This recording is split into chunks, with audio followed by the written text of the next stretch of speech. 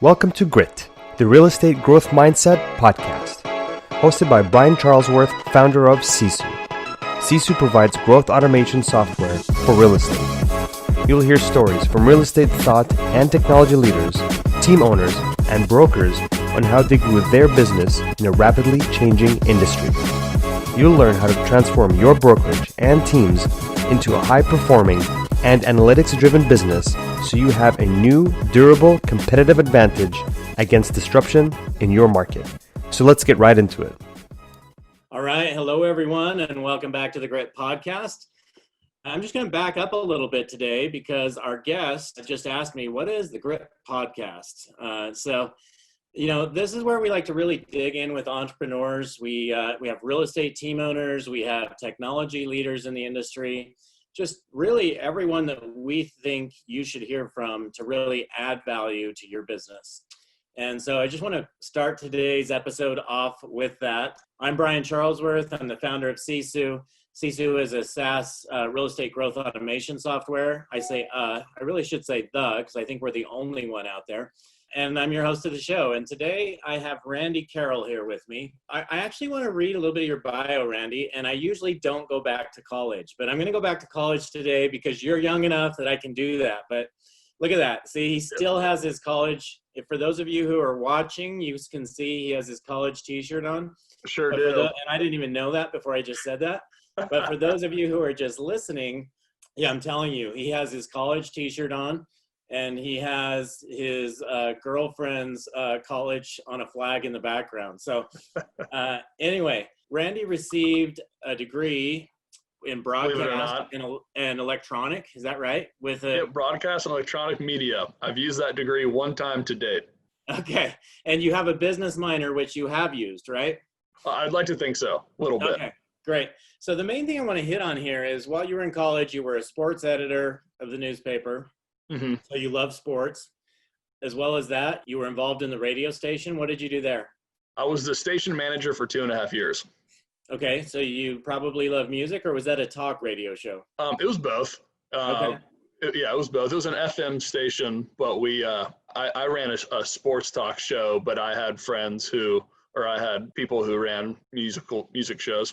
Okay, and then the last thing I wanted to point out was you were the student body president. Is that correct?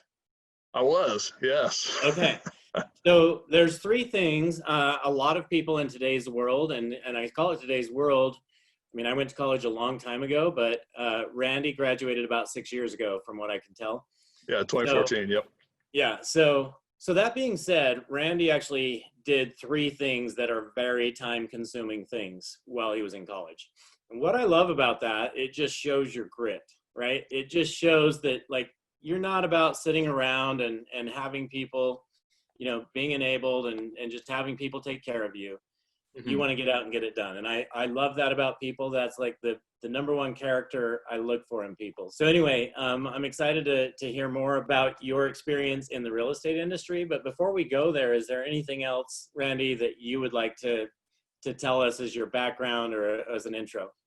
Well, something that you don't see on my LinkedIn, I guess, was I also played 2 sports in college. Not very well, but I played them. So that was a lot of fun.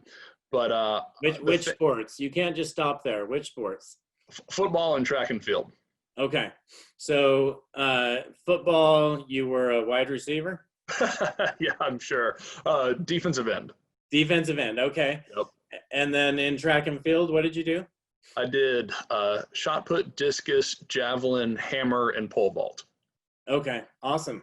So that's the other part of your intro that I missed. So thank you for bringing that back up. But sports. I want to talk about sports because you obviously have a passion for sports. You played multiple sports in high school or did multiple sports in college, and also involved with sports as an editor and a writer. So my personal opinion is that sports, it really teaches people how to be competitive. Now, that's assuming you get into competitive sports.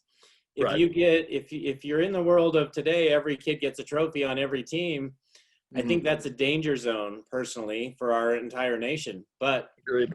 let's talk a little bit more about sports. Like, what is it about the competitive nature that drives you?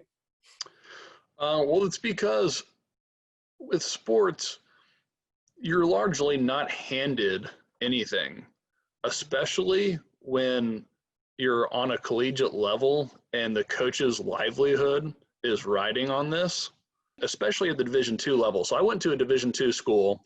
So everyone listening is aware, I'm not a great athlete. I just tried very hard. And ultimately at the Division II level, coaches want to move up to the next level, Division I, et cetera, et cetera. So you're not going to be handed anything. They're only going to play the guys they think is going to give them the best opportunity to win. And that translates very easily into the startup world, which is where I've spent most of my professional career.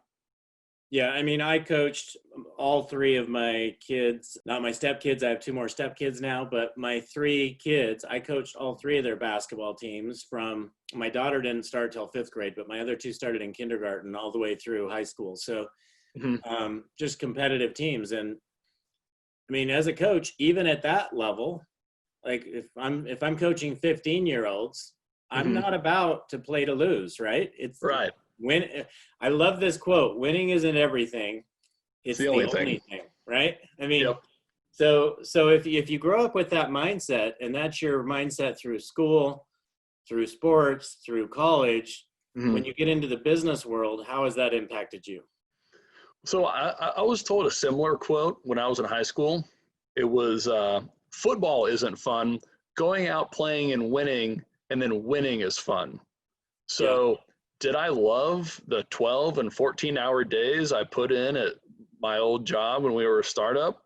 Not in particular. Did I love 3-a-days football practice? Not in particular. But when we went out and we won football games, and when we sold the company I worked for, and we all got to celebrate, all of those terrible times were completely justified. And I would have done it again, like truly. So it's this, especially in the team sport environment, right? When you're working in a startup that's run like a team sport, it's really exciting for everyone to be putting in that grit together and then come out and win on the other side together. Yeah, and team sports are very much like running a business or being a part of startup, like you talked about. It's just every day is a grind, but if you can learn to enjoy that journey, and I think this is the same for all you realtors listening right now, if you can learn to enjoy the journey and enjoy different things, whether it be the people you meet, the things you're learning, the growth you're having in your life, those are great things. If you can learn to enjoy those, your results are going to be way better, and you're going to enjoy the journey, which is really a key to life.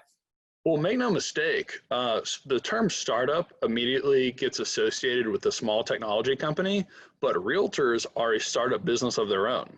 You may, if you're listening, you may have grown out of this already, 15, 20, 25 years in the business, you're probably out of that startup phase and you're enjoying the fruits of your labor. But for those of you who are newer into the business, or you just started a team, or you just opened a brokerage, you're very much a startup too. And you need to lean in to the grind and to the grit and learn to enjoy it, because it will pay off when you do that. Yeah, that's great advice. I would add to that, Randy, as well. And I'll use my wife as an example here. She runs a team of 25 agents. She's been in the business for 17 years. And you could say she's not a startup anymore. But if you told her that, she would argue 100%. I love because it. Number one, she's always growing. She's always looking to expand.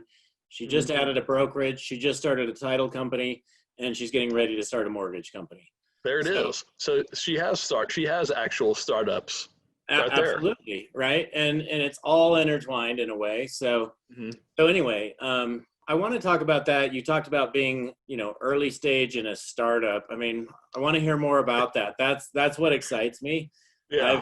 I've started a dozen different companies in my lifetime, and some of them technology companies, some of those franchise companies, and technology is my passion, which is why I'm back here today.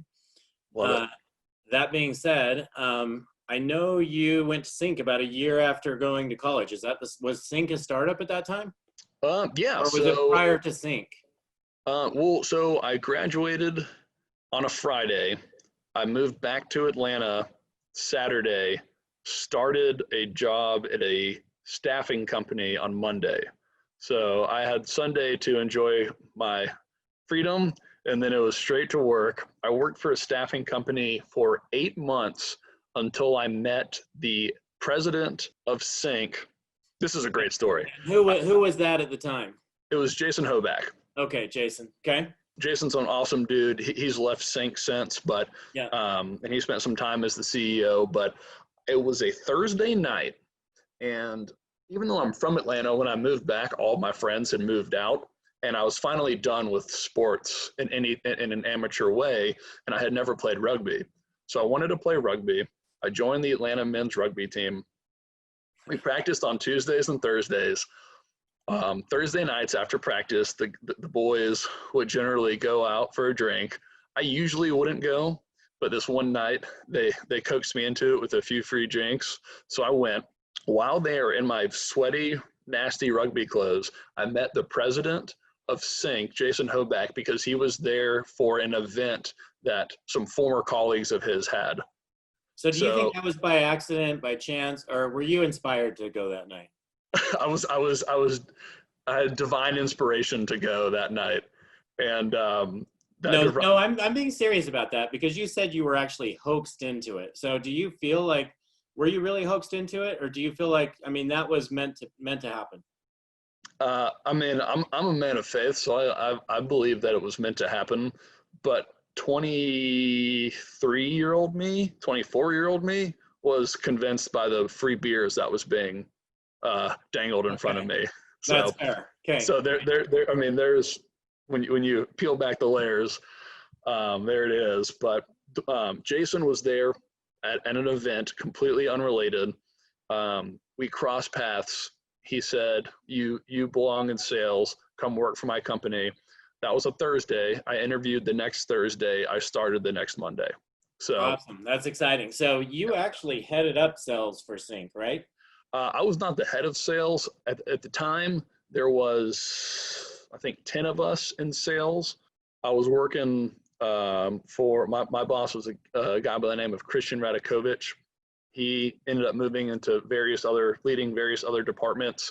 Eventually, after the F&F acquisition, we started another product line for lenders, where I led sales there. I see. Okay, so let's go back to the day that you were recruited. Mm-hmm. How big was, for those of you who don't know, CINC, most everyone listening to this podcast does, because you're all mostly in real estate. But for those of you who don't, CINC is Commissions Inc. They were acquired by Fidelity. Tell us, how big was the company when you joined? How many employees? I was employee like 72. Okay, so pretty larger than my company is today. It was definitely. They were doing about 14 million in revenue at the time, but you never would have known. Like the office, it was a very, very humble office, I'll say, run very lean, right? A lot of people wore multiple hats, but we were striving for unicorn style growth. Like by the time when we sold, we were growing 20% quarter over quarter. Okay. So we did not spend money unless it was an absolute must. I know that world. I'm there right now. Okay, good. This is fun. So you went over, joined CINC. You really had been, with another company for 8 months, straight out of college. So how did you rise to the top? I mean, not all the way to the top, but you certainly rose, right? Yeah, I would like to think so. I mean, we would get in 8:30, 9 and be there until, 8 or 9 o'clock at night, selling to the West Coast, because we were in Atlanta. So you were working 12-hour days. I'm just going to ask this because how many of you in real estate are working 12-hour days? Mm-hmm. I think a lot of people start in real estate because in hopes that they can work 3-hour days. Yep, you'd think so. Yep. So anyway, I just want you guys to all ask yourself that question, because it's definitely a valid question. And Randy was saying earlier, when you get to where you're no longer in startup, you probably don't have to do 14-hour days or 12-hour days. But Nope. when you start in this business, you better bust it and you better work, or you're never gonna rise to the top. So I don't care what industry you go in, if that's what you want to do, that's that's how many hours you're going to put in. And I mean, you have no idea how many hours I'm up till 2 a.m, just making sure things are happening, right? Yeah, absolutely. I remember when I started at CINC, it was still known as, it still went by Commissions Inc. So if people didn't know who we were, we would go to events and people would think that we were a commissions forwarding company, Commissions Inc., right? We had to get a banner in big red letters that said lead generation and put it above our booth at events for people to attend, for people to stop by and ask us more about our product.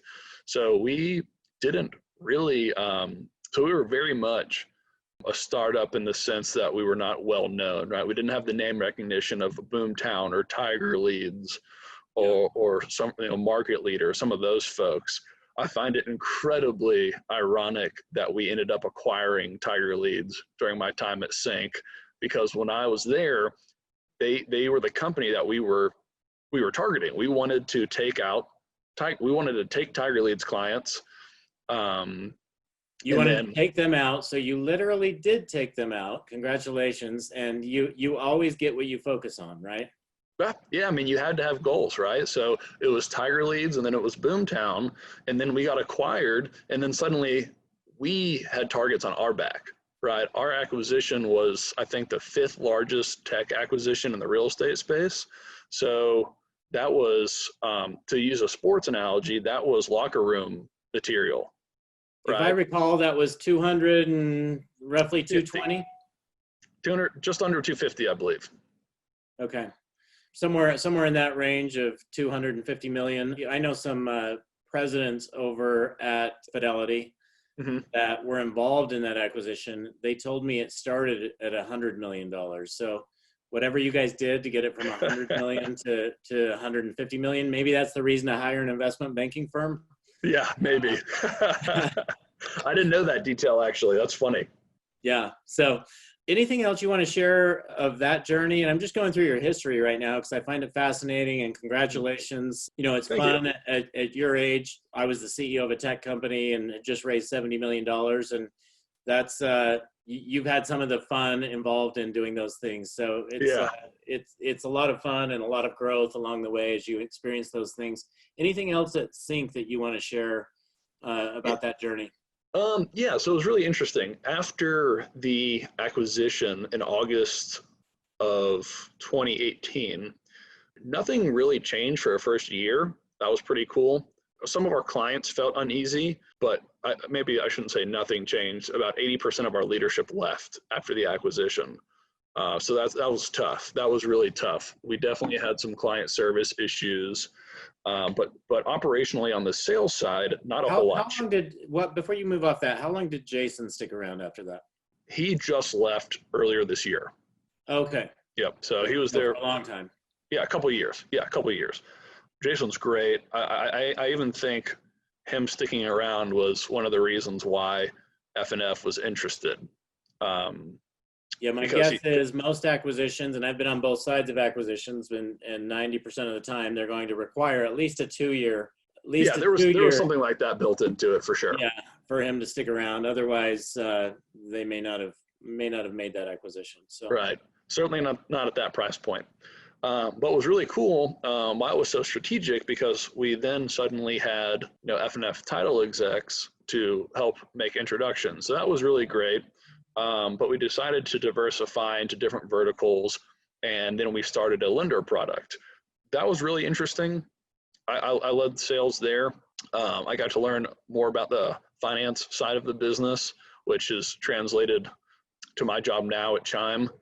Got to go to more mortgage, finance related events. That was an interesting perspective. It was a whole new product. So I got going to a Mortgage Bankers Association convention, which I've done as well. is totally different than going to a real estate convention. Yeah, you don't really see guys walking around in Hawaiian shirts and cargo shorts. No, if you're going to that, you better wear a blue suit and and tie, right? Yes, very much so.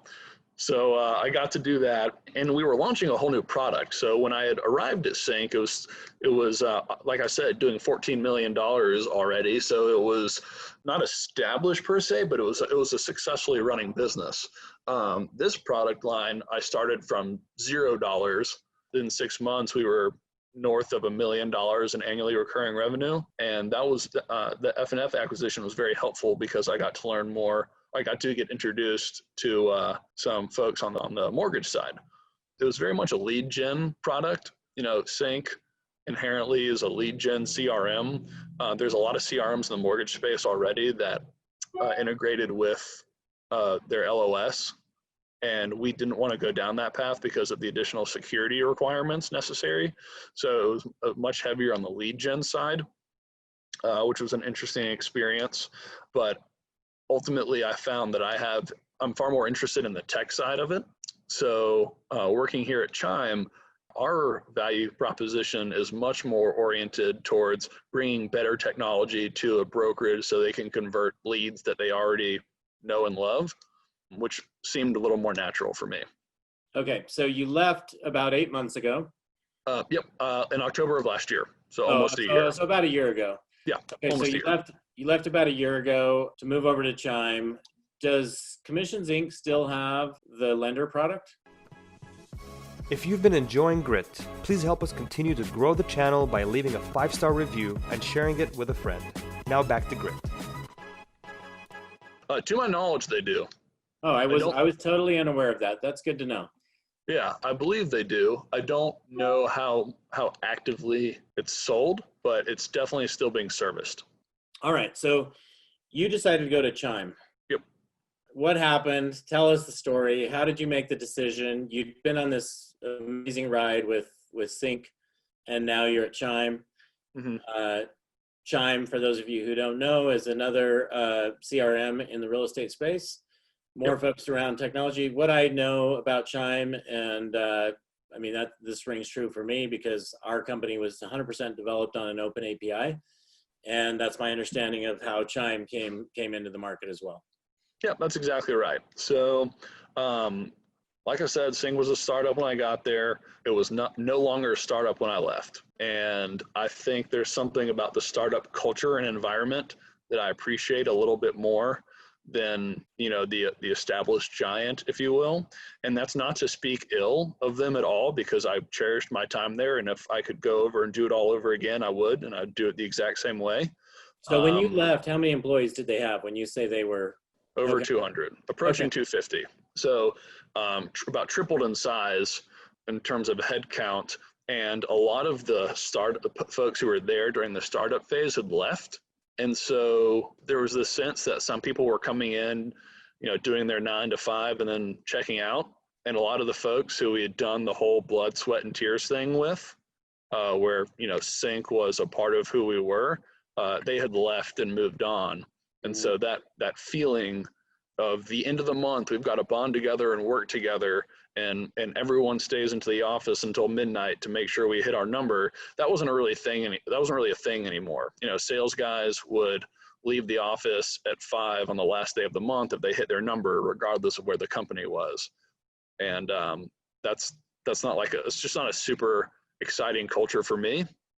And so Chime, when I came to Chime in October of 2019, during my interview, I flew in and I did a tour of the office, spoke to a lot of the folks, and it very much seemed like the environment I walked into when I first walked into CINC. So the environment I immediately clicked with, and I was also given an opportunity at Chime to work more on the strategic partnership side, and that was the next evolution in my career that I wanted to take. So personally, I got to take the next step in my career, and then also from a business side, Chime more aligned with what I was passionate about. Okay, so Chime where is their U.S. headquarters? Because they're actually based in China, right? So our headquarters is Phoenix, Arizona. Oh, okay. Yeah, so that's our actual headquarters. But we do augment our client services with some folks in Phoenix, and then our development staff is in China. Oh, the development staff is in China. Yep. Okay. Yep. All right, that makes sense. So our sales team, the bulk of our client services team, a lot of the back end folks are all, our back office for that matter, are all in Phoenix. I'm remote in Atlanta. We've got another remote sales guy in Atlanta, a remote sales guy in Salt Lake, and then our dev team in China. Okay, so how many employees do you guys have at Chime today? In the US, we've got 50 with between another 50 to 100 on the dev side in China. Okay. Yeah, so that number changes because the project they work, sometimes they're working on Chime, sometimes they're working on another project with a sister company. Okay, so you head up strategic partnerships at Chime. Mm-hmm. Tell us about Chime. I mean, a lot of people don't know that much about Chime. So tell us more about Chime and what you guys do. I think we're the best kept secret in real estate, if you will. Chime, we play in the IDX CRM sandbox that I think so many people are familiar with already. But where I really think Chime begins to separate itself is the fact that we are hyper-focused on lead conversion and integrating with best-in-class partners rather than lead generation and playing in our own sandbox. A lot of our competitors are hyper-focused on generating leads, and then consequently, you have to use their CRM. With us, we like to say we're lead agnostic. We offer digital advertising if you want Google pay-per-click or you want Facebook Dare ads. We provide that service and we're getting good feedback from it. But if you're super happy with your digital marketer and you're just looking for a better piece of technology to convert the leads that you have already, or maybe you don't want to do online leads at all, you just want a better CRM for your sphere of influence and referrals, our CRM is fluid enough to fit your business model rather than you having to fit the business model of the CRM. So you talk about open API integrations. Like, who are some of the companies you guys are integrating with? Yeah, so a company we're about to announce an integration with is a great digital marketer. I think they're probably one of the premier services in the space, and that's Ylopo. We're offering a CRM-only integration with them, and we've already gotten some great feedback from some of the folks who have jumped onto the integration a little early. We're officially rolling that out here probably October. And the Ylopo integration's direct? Yep, that's a direct integration. But the beauty is, because of our open API, we have direct integrations with companies that I'm not even aware of. Companies can access our API through api.chime.me, and they can create their own integration, if they so desire. And that's something that really separates us as well, because the idea of an all-in-one solution is a bit of a myth. And it was the ideal in 2015 when I got into this business. People were all aiming to be the all-in-one solution, but technology in the real estate space has come so far, so fast, that if you try to be an all-in-one solution, you're going to be a jack of all trades, but a master of none. Yeah, great. Okay, so anything else you want to tell us about Chime before I jump out of that? Because really, we've just been hearing your story. So anything else you want to share before? Yeah, sure. No, happy to. Something that we've done at Chime that I'm especially proud of is we've built our own AI assistant. And this is a product that uses genuine artificial intelligence. It uses Google's machine learning product in order to help convert and qualify leads. And the reason why I bring it up is AI, or artificial intelligence, has been such a buzzword in this industry. People use it when it doesn't necessarily make sense, but because it's sexy and sells, people will artificially use the term artificial intelligence to sell their product, even though they don't have genuine AI. Yeah, so AI is certainly a buzzword, and if you want to get away from that, you say machine learning, right? And then And then now that's becoming the buzzword. So, but the reality is, I mean, there's so much you can do with AI. And if you're talking about generating leads, I know that when I leave my office every day, it tells me I'm 10 minutes from my house, right? And things like that. There's so much intelligence that we don't have to do as humans that can be done for us. And when it comes to following up with leads, that can make a big difference for sure. Oh yeah, absolutely. One of the biggest pain points in my experience with realtors is the time required to convert leads. How many times have I heard, I'll pay for 10 quality leads and convert one instead of 100 leads and convert one? You're still converting a lead, but the amount of time that it takes to find 1 out of 10 versus 1 out of 100 is significantly fewer. And with the AI assistant, we're pre-qualifying these leads so that you can speak with the folks who are actively saying they want to speak with a realtor, not necessarily the folks who are, 9 to 12 months out, following up with unresponsive leads, right? How many times do realtors call leads 10 times and they never respond? So the AI assistant helps carry that burden. There are a few companies out there doing similar things now, and I think this is all heated up, and it's become widely known that there's such a need for this because this industry has allowed companies like Zillow and Realtor.com to come in and say, okay, you're going to pay me 35% of every transaction. So I guess this is a plug for you guys and anybody else doing what you're doing, but if you want to follow up with leads, I guarantee you this software is way less expensive, and any other software that has AI in it is way less expensive than paying Zillow and Realtor. Not saying you're going to stop doing that, but you might as well have transactions that you're directly converting as well. Sure. I appreciate the referral model in the sense that it requires less overhead. I totally get that. But when you calculate the numbers, you certainly get better margins for buying Google or pay-per-click leads and converting them than you do paying a 35% referral fee. The math makes sense to buy leads, but the ability to divert those funds from Zillow and rather pay a referral fee on the back end certainly brings value too.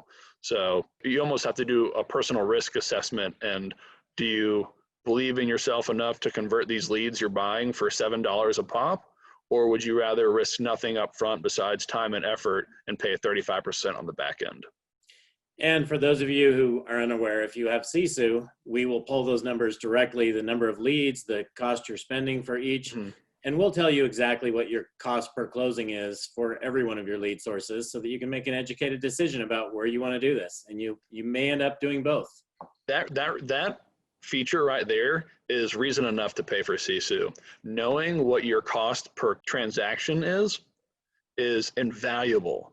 And if Sisu is going to tell it to you without you having to do anything more than what you're already doing in your CRM, then you're going to be able to make such better educated guesses on how you spend your money.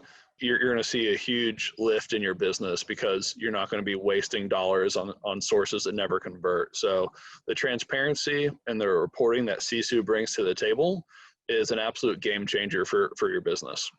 Yeah, so thank you for that. And also, if your cost for, just take Zillow as an example, if you're actually paying for Zillow leads and not paying them 35% per transaction, if you want to know your cost, right? Maybe you need to take your agents from a 50% split to a 30% split on certain types of leads just because you know what your returns are. Or maybe you only share those leads with the agents who actually convert it at a higher rate, right? Yeah. So there's so many decisions you can make as a business owner if you just know your numbers. Well, as much as real estate teams and brokerages are a real estate business, they're really a professional sales organization. Absolutely. So you have to have these critical sales numbers that companies like, Microsoft and Oracle and Salesforce, they live and they drive decisions through these reports. So if billion-dollar companies find this information important enough, why wouldn't you? So that is kind of my thought regarding reporting and keeping KPIs for real estate teams and brokerages. Even as an individual, you are a professional sales organization and you should treat it as such. Yeah. So thank you for that. That's just such valuable information for people. I want to find out, like, all of your experience. You've been in the real estate industry for 6 years, not actually selling real estate, but seeing, very similar to me. I'm sure you've spent a tremendous amount of time with some of these top teams and brokerages in the industry, and you get to see what's working. You get to see what the top people are doing. Is there anything out there that just kind of stands out for you that you're like, hey, you guys, if you don't know this nugget, let me share it with you? Yeah, I would say it's the bulk of my experience has been in the world with people who are involved with online leads. So if you absolutely refuse to get involved with online leads, I can probably bring some value to your business, but not nearly as much. The folks who are investing in online leads, who have sales exercises and sales training, who work on their tonality, who making follow-up calls 9 and 12 months after the lead first came in, that's where the money's made. You know, make no mistake, people ask for conversion numbers for online leads and they get 1, 2, 3%. That's the low-hanging fruit that's going to transact in the next 6 to 9 months. So you're talking about 97% or more of your leads who may transact later in life. That is where the money is truly made. So the fortune is in the follow-up, which is a cliche I think a lot of people have heard, but it's few who implement it. And that is going to absolutely take your business to the next level. Even if you never buy another lead again, you just follow up with all the leads you've already bought. Yeah, it's great advice. I've really enjoyed getting to know you and hear your story, and looking forward to working with you guys closer as time moves forward. Just something I'd like to ask is just some of those questions that were sent over to you. I want to know, like, what's your favorite book or source of learning that's had the biggest impact on your life? It could be a podcast, could be, whatever that is. Sure. I'll start with the book. The book that really changed my thinking in terms of luck and opportunity is a book called Outliers. I'm sure a lot of people have read it, by Malcolm Gladwell. Heavily recommend it. The concept of the book is Malcolm explores what looks like just straight luck style opportunities and scientifically discovers what about each circumstance resulted in this 1 in a million type opportunity from actually happening. So again, it's called Outliers by Malcolm Gladwell. He's got another great book called David and Goliath. He's a really good author, but definitely recommend Outliers. In terms of ongoing learning, I love podcasts. I used to travel 75% of the time back before you didn't have to wear masks in public. And I would crush podcasts for sure. Are there any podcasts that stand out for you that you just have loved listening to? Bigger Pockets has like 5 different podcasts and it's various themes, but I really like the library that Bigger Pockets has. I started listening to their real estate investing side just so I could get hear from a different side of the business. But they have other topics as well that I would recommend. Great. Okay. Thank you. And what's your favorite place to visit? Or your favorite place to visit. So something other than where you live. Right. Yeah.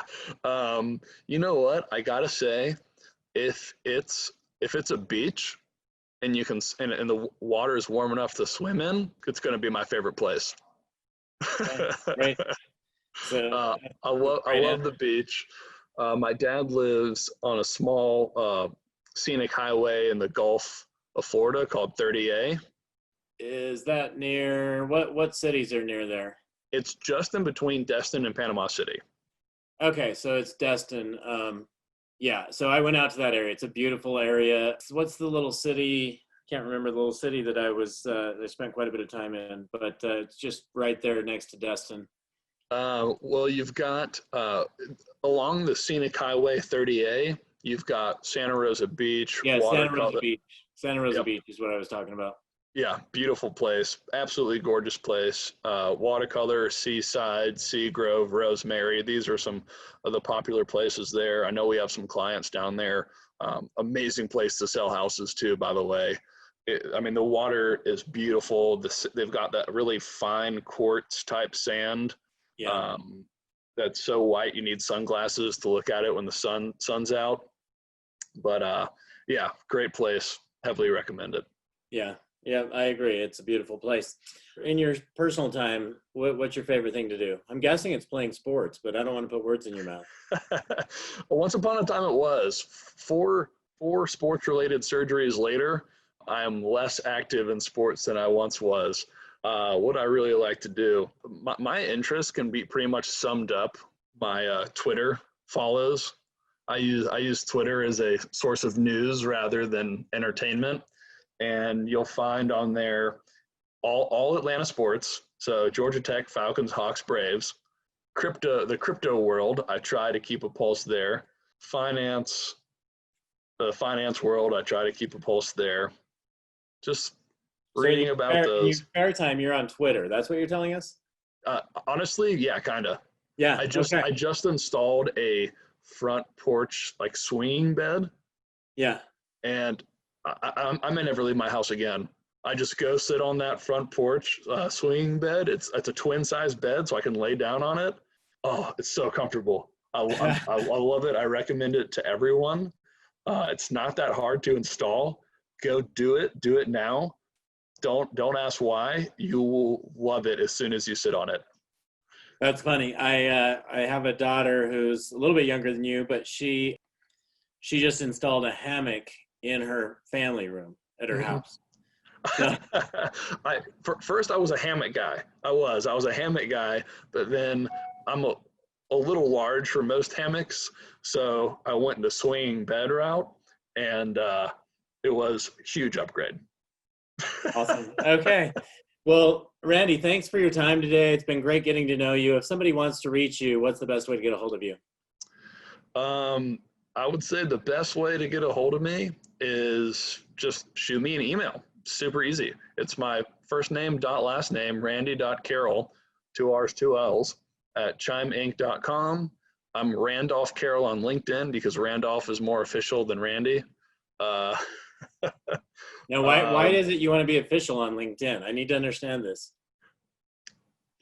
Because when I first created my LinkedIn, I was a young and impressionable high schooler or college person, and I needed to impress somebody. So it may be time to update that to the real Randy, right? Yeah, I think that might be my actual name, is the real Randy Carroll. Okay, Randy, thank you so much. It's been fun getting to know you. Again, we're looking forward to working closer with you guys moving forward. And for all you listeners out there, feel free to reach out to Randy. Thanks for listening to the show today.